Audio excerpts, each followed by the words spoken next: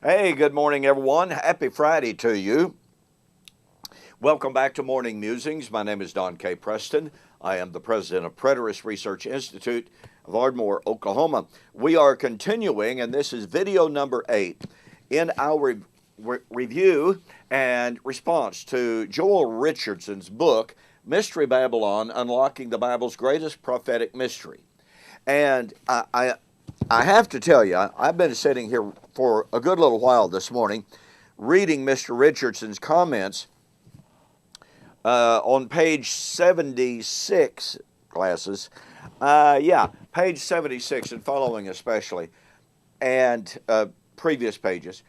I have to tell you, I am absolutely stunned at how presuppositional, how just assertive Mr. Richardson is in these pages.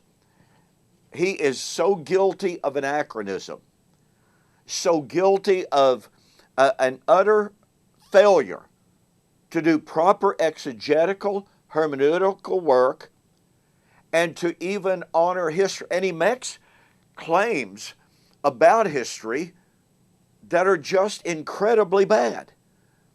Now, as I've stated before, I mean no disrespect to Mr. Richardson, but he makes comments on these pages that have utterly nothing to do with the text.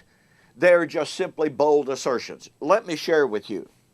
In commenting on Daniel chapter 2 and Daniel chapter 7, in both of which chapters, there was a vision of 4 kingdoms. Daniel chapter 2, Nebuchadnezzar saw a vision in the night, and this great vision had a head of gold, chest of silver, etc. Daniel chapter 7, a vision of 4 beasts. Now, Daniel was given the interpretation of both of those visions. And Daniel was told that those were 4 visions, or 4 kingdoms that would follow one another. And in Daniel chapter 2, Nebuchadnezzar was told, you, pardon me, you, O king, are this head of gold. After you shall come another kingdom, that is the breast of silver, that will be less glorious than you. And so he marches down until he comes to the 4th empire, which shall be different from the other kingdoms, but it shall be partly iron and partly clay. And thus, in Daniel chapter 7, we have this beast arising, and you have the bear, you have the leopard, etc. If Babylon was the first, and it was because Nebuchadnezzar was specifically told, you, O king, your kingdom, you're the first. You're the head of gold. Okay, then 4 kingdoms were to follow one another. 4 kingdoms in succession. Pardon me. So we have the Babylonian, the Medo-Persians, and that's verified, by the way, in Daniel chapter 5, when the Medes and the Persians conquer Babylon. So we have Babylon, the Medes and the Persians, the Greeks, which is described for us in Daniel chapter 8. The Greeks destroyed the Medes and the Persians. So we have that succession that is just mapped out for us in Daniel. Babylon, Medo-Persian, Greece. What comes next? The Roman Empire. The Roman Empire destroyed the Grecian Empire. Now, I've got to tell you,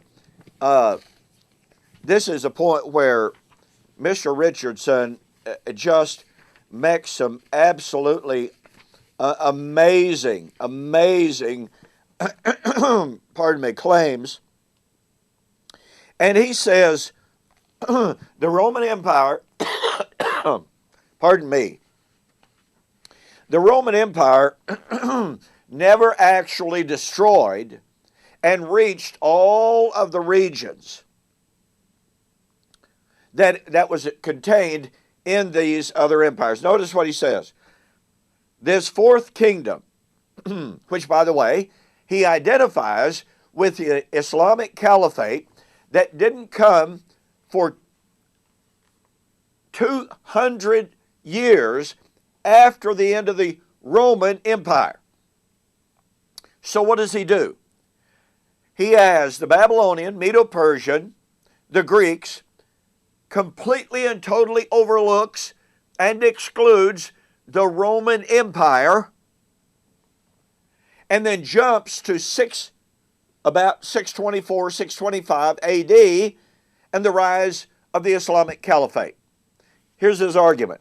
The fourth kingdom will trample and crush Babylon, Medo-Persia, and Greece. Wait a minute. There was no Babylonian Empire for the Islamic nation to destroy. There was no Medo-Persian Empire. Now remember, that's what these kingdoms are described as in Daniel 2 and Daniel 7. They are these kingdoms. They are not strictly geographical references. They are the Babylonian Empire. Remember, you, O king, are this first kingdom. You're the first head. And so Mr. Richardson says the fourth kingdom will specifically trample and crush Babylon, Medo-Persia, and Greece. Since these three empires, notice, since these three empires never existed at the same time, the crushing must refer to a conquering of their territories. No, Mr. Richardson, that is wrong. The reference is to their empires. The error here in Mr. Richardson is demanding that it's simply talking about land. It's not simply talking about a region of dirt. The reference in Daniel 2 and in Daniel 7 is emphatic, it is clear, it is specific, it is irrefutable. These are the kingdoms that are under consideration. Well, okay then. What about the statement that says, well, it'll specifically trample and crush Babylon, Medo-Persia, Greece, but since these three empires never existed at the same time? Well, now that is a historical fact. But here is something Mr. Richardson is completely overlooking. He is failing to think Hebraically. In the Hebraic worldview, in their mindset, when you have Babylon and the Medes and the Persians destroy Babylon, okay, then you have the Grecian Empire. When the Grecian Empire destroyed the Medo-Persian Empire, then the Greeks had, by the very fact that the Medo-Persians had destroyed Babylon, and when the Greeks destroyed the Medo-Persians, then the Greeks had de facto crushed Babylon. Now, when you go to Daniel chapter 2, 28 and following, that is the order, that's the process, that's the thought, that is right there. The Daniel 2 tells us that when this kingdom would destroy the previous kingdoms. But, once again, when the Greeks destroyed the Medo-Persians, by the fact that the Medo-Persians had destroyed the Babylonians, then the Greeks had destroyed the Babylonian Empire as well, because one assimilates the other. Then that kingdom, when destroyed by another, assimilates these others. That's just the way the ancients thought. And Mr. Richardson is guilty of completely and totally destroying that concept in Daniel chapter 2 and in Daniel chapter 7 as well. And so, what does he do? Ignoring the Hebraic thought, ignoring the text of Daniel chapter 2, he rushes all the way to the 7th century.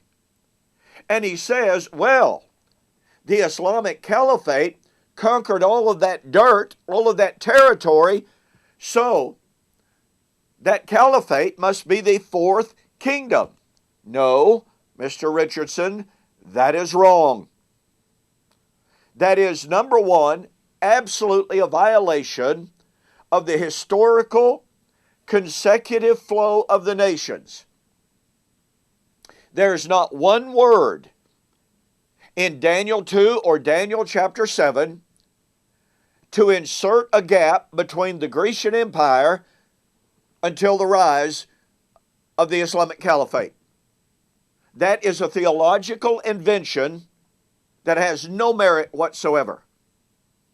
Secondly, Mr. Richardson's suggestion that all it's talking about is the conquering of dirt instead of the crushing of the kingdoms is a violation of Daniel 2 and Daniel 7.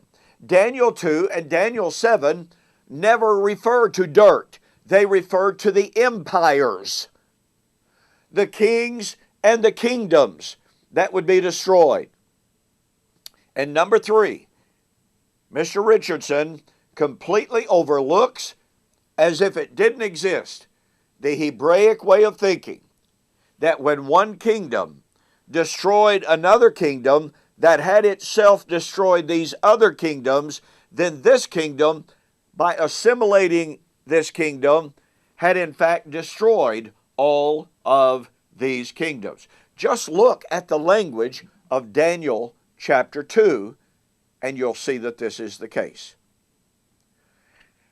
And so, when I sat here and I read Mr. Richardson's comments, I literally shook my head, and I have notes, I have writing in the margins, and his claims are just simply untrue. A final thought here. He says, Christian commentators agree that the 4th kingdom, represented by the legs of iron and the feet of mixed iron and clay, represents the kingdom of the Antichrist. Mr. Richardson, there are many commentators who completely and totally reject that claim. Now, if you're going to say, well, dispensational commentators believe that the 4th empire is the empire of the Antichrist, that would be correct.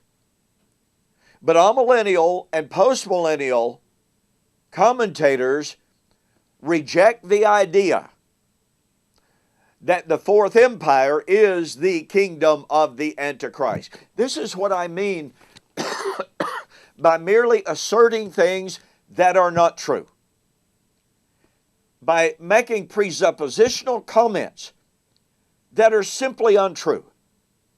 And then, as I've suggested, just waving your hand at what Daniel 2 and Daniel 7 actually talk about. Listen, folks, please get yourself a copy of my book, Who is This Babylon? In this book, I will show you that Mr. Richardson's claim about dirt versus kingdoms and about his kingdom countdown in Revelation 17 is completely false. You will find the evidence to show that Daniel 2 and Daniel 7 do not omit Rome. They do not skip over Rome, as asserted by Mr. Richardson. You will find solid exegetical, proper hermeneutical practice in this book. Go to my website, www.bibleprophecy.com, or DonKPreston.com. Order this book. Make a note that you saw the offer on YouTube or Facebook, and don't forget, I'll give you a free copy of Blast from the Past. A definitive proof that, guess what? The Fourth Empire was in the first century.